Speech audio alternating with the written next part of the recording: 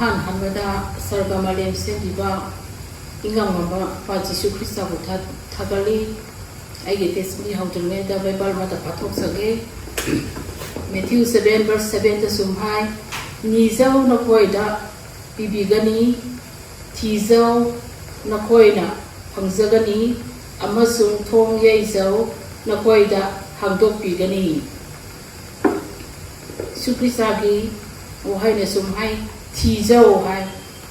hai bi Jisu thi bidagi ai Jisu thi ko phangani aduna ai ge ming romi kawi ai ge yumnak sagai bol meni ai se ke sam dong ko bui bundagi ni ai ne yum pan bana ka khulong ko bui kun pongna ka za da pali yumnak sagai ng gang mi sagai ibung dani aduna khoi bani yum pala koda ahan do dedi yang lungai na ing phatak thana palami adubu matam kharagi matung dadi khoi pa se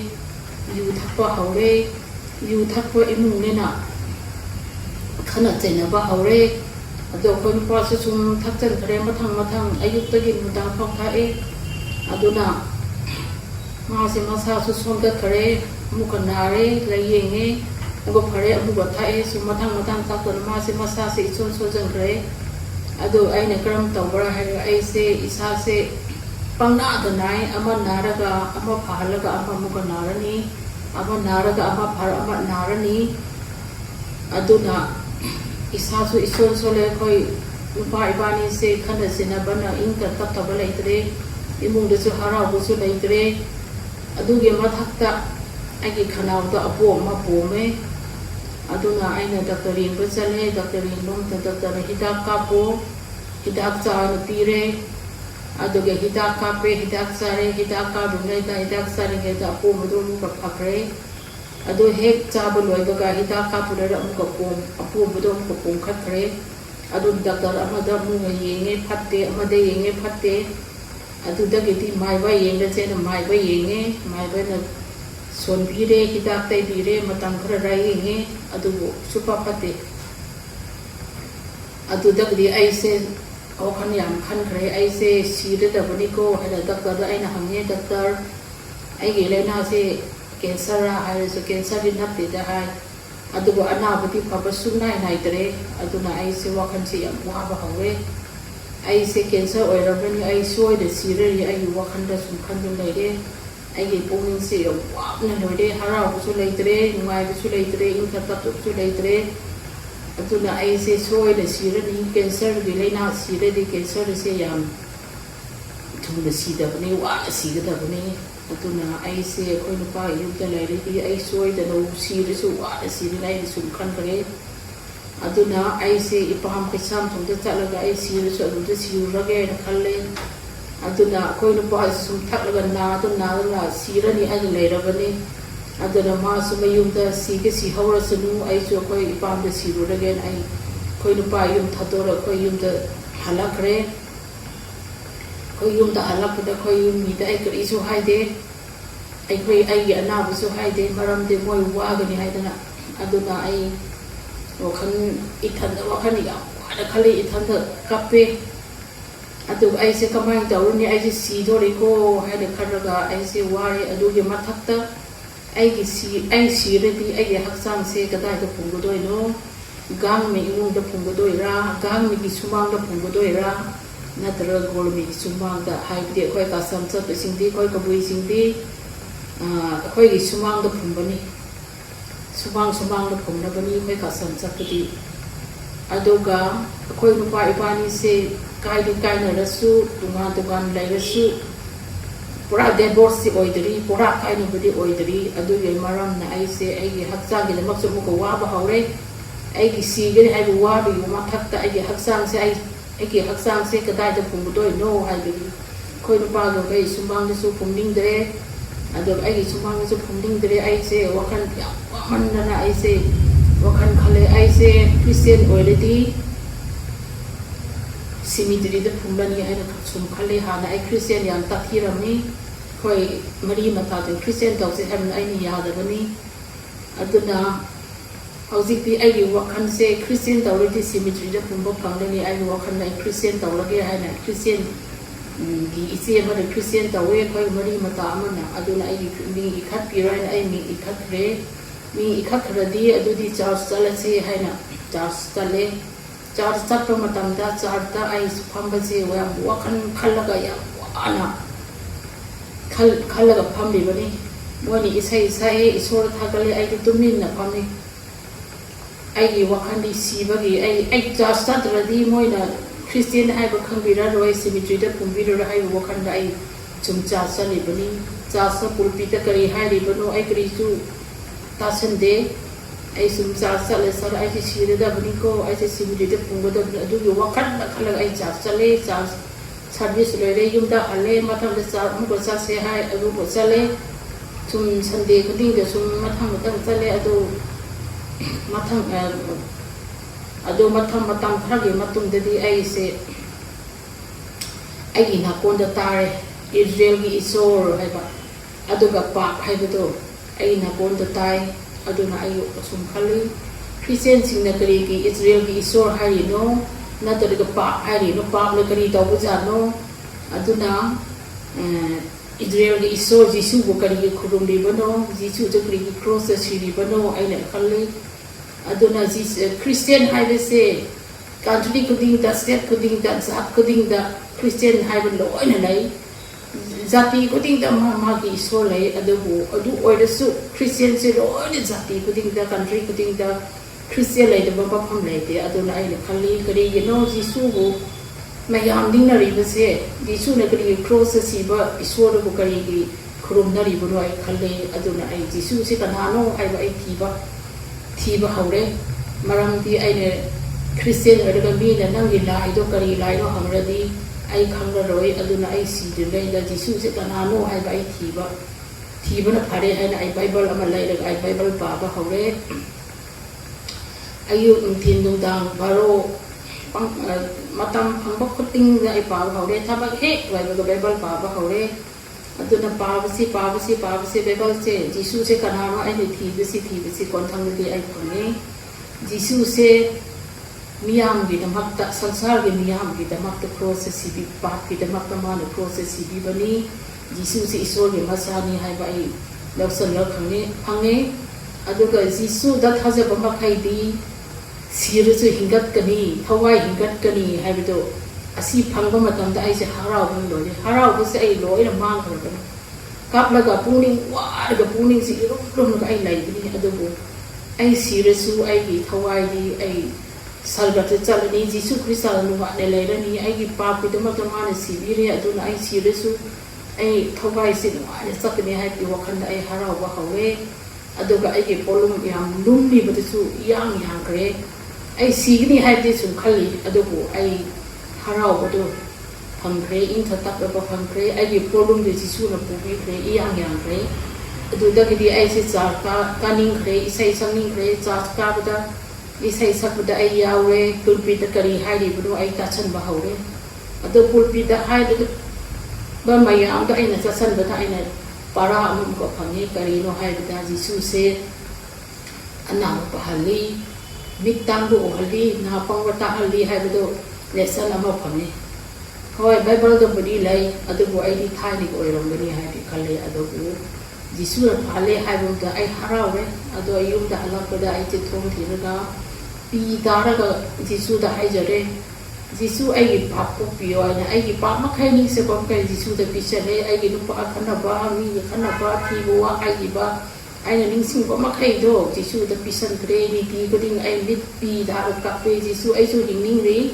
mi ge su nang ana pa halle ai su pa han biu hai ai mi pi ni ka ba le so la ai sei adu da gi ti ai se mu ka doctor ye se halle adu doctor ye ba chale doctor ye mo matam da doctor na test ro ana hai re adu na ai test pura pa kan doctor na test sim ba nang gi TB ni hai re adu TB hai ba matam da ai che harau re cancer da di TB ne phare na ai na harau ni lo re adu na doctor na tha ke ya no ai ka kre tha sup cha ro course to thara da ni hai na hai re adu ai harau re adu hidak sa ba ho re hidak sa ba tan course yaw ni ne isa su ngai kre adu apo mi su pra mang kre course loi ne di cha sin ne adu isa su ngai re wa khan su ngai re ai gi pulsi chu ti chu na hapire ai ni si ne ai ba khali bu do jisu na ai bu si chu hapire ana su pa han kre ai se ai gi sansar su ai hi lo phamrani matam khara mu ka bu si je hapire isa su ana bu su phare ai gi thawai su sargate hayeng si raga sargate chap ne hai wo khan ai je harao bona lo ya ai je bu si je harao bu su kai le ai harao bona khale ai bu si ana bu bi bi re su kristana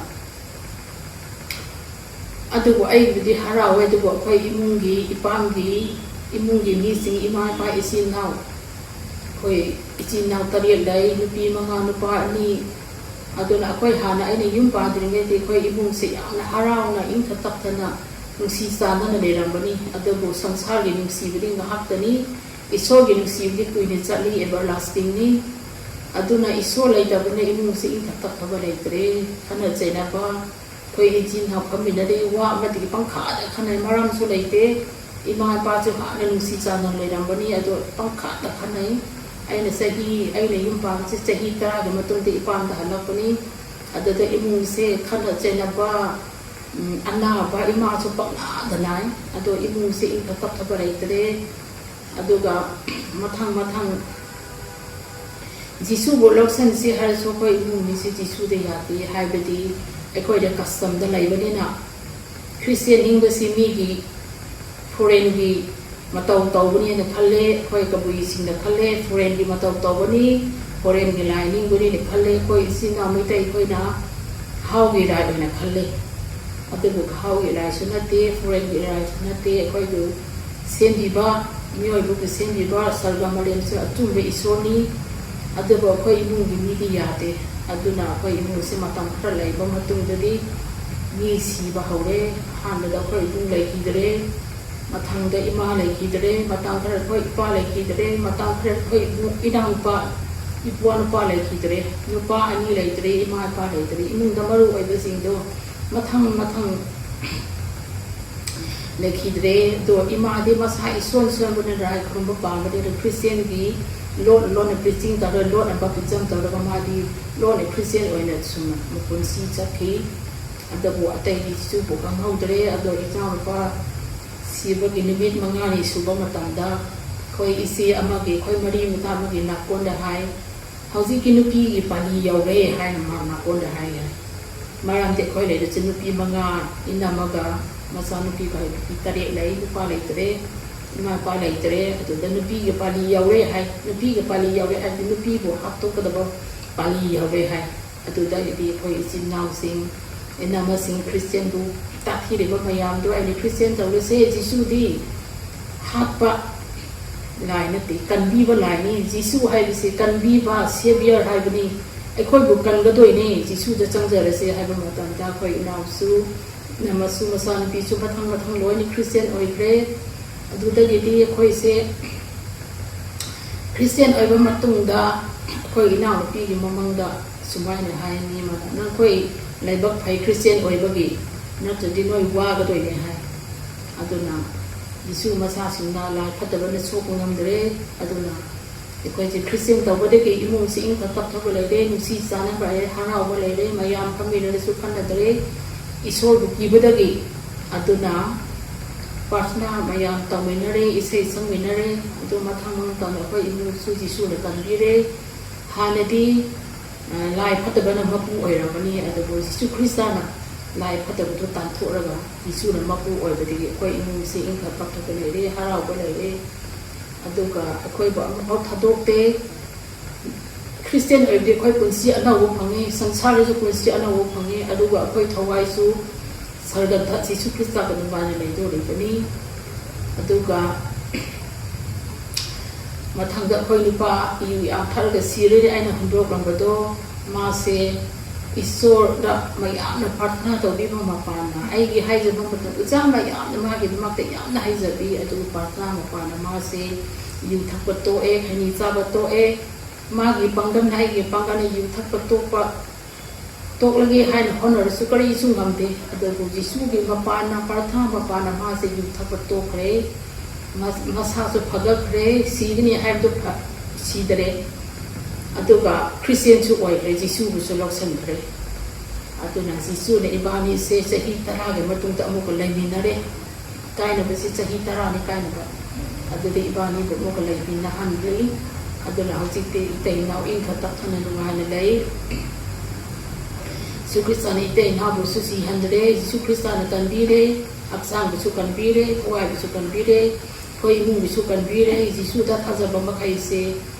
อามาเผาทัดดอกเตค่อยในอิมุงดาเอาว่าบนหลังอสุจิสุดักันบีค่อยกีฮิรัมคุดิงดาทบักเท่ารำคุดิงดาไอโซดาอัมพอทัดดอกปีเดค่อยวัดดาปาดว่ายิงสันบีอดุนาจิสุดัดฮัซาบะมะไคดีคุณเสียนาบพังดานีอดุนากันนาคุมบาปลุมบุบะไอโอนาว่านะปลุมบุบันบีเลยจิสุสังเสนาจิสุจะกันนาวุทิวพังดานีอดุนาโนยปลุมจิสุดปุบีกันด้วยนี่โอ้ยคริสเตียนโอ้ยเบเซสีดันง่ายนัดเตนาดันง่ายนัดเตเสียนไปเรื่องอินหาคุณง่ายนัดเตอดุบุคริสเตียนสุสีกันนี้นากันนี้ลายเราประสุเลยที่นี้อดุบุจิสุนัทดอกปีเตมาเนลอยเนยังเช่นบีก็ดับนี้สีสังสารสุอัมพอทัดดอกปีเตอดุนาจิสุดัดฮัจบะมาไคบีสีริสุหิงกัดกันนี้อดุนาจิสุนักฟรายที่สีบันนี้เอสเซอร์สันเดย์ได้หิงกัดกันนี้อดุนาจิสุดัดฮัจบะมาไคบีฮัจจางสีริสุเท่าไรดีสักกัดจิสุกันมาอะไรก็ด้วยนี้อดุกับไบเบิลสุมาอินะให้ John chapter 14 6 สุมาอินะให้จิสุนะบังวันดาให้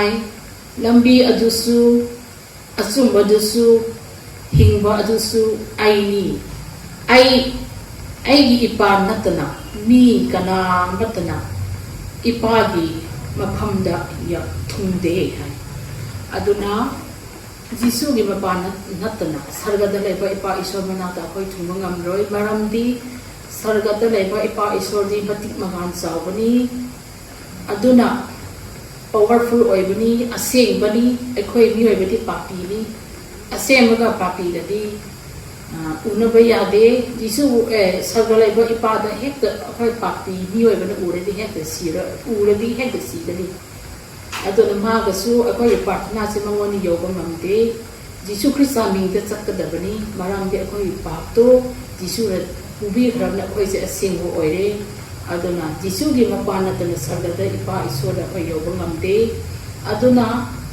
มีไว้บ้างอิสระอุณบยาดับนี้นะว่างางว่ายาดับนี้นะอิสระโด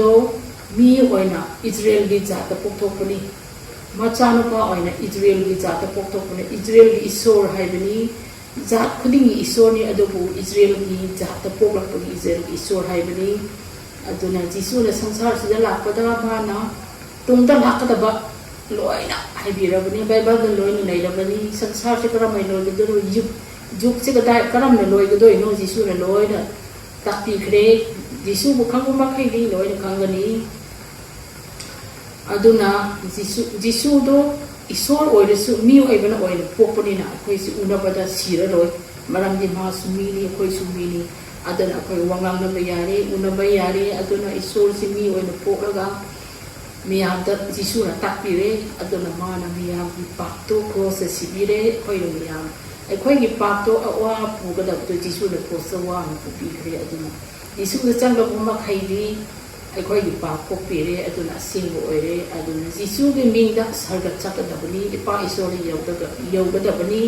ไอ้ตัวน่ะจิสุสิกันนาโนขังเดจิสุสิกันนาที่เจ้าพลุมบัวจิสุดะพลุมพิซาลูไอ้คอยอิมุงดะคอยลูกป้าดะไอ้ดะจินดาดะโลเนกันบีบดาวน์กันบีกันนี้คอยลูกป้าอิบานีเซเอาที่คริสเตียนหรือเซฮิตาระตัวเด็ดสุดเลยจิสุน่ะเอาที่คอยหิงฮัลลีอะตัวก็อินาโนปีคอยสุเซฮิตาระตัวสุดคริสเตียนตัวเซอะตัวอินาโนปีไม่ยามสุไม่ยุ่งคริสเตียนที่มุ่งตัวไม่ยุ่งปากเร่จิตที่อิสโนะคอยมุ่งเรื่องลงมาในปีเร่อะตัวก็จิสุขังดับมีนัตระปนุปุบมีจิสุเรื่องสังสารโออะตัวจิสุเรื่องสวยแต่ละปนุปุบิกันนี้คอยทว่าจูจิสุที่สัยป้าอิสโนะสังกัดลงมาในเลยนี้อาศัยหาเรื่องไอ้ที่เทศนี้เลยจะกระเกะไอ้วิดีโอยังมีอยู่บ้างมาทักตาอิสโนะปอร์ปีบโออิสุนุอาเมน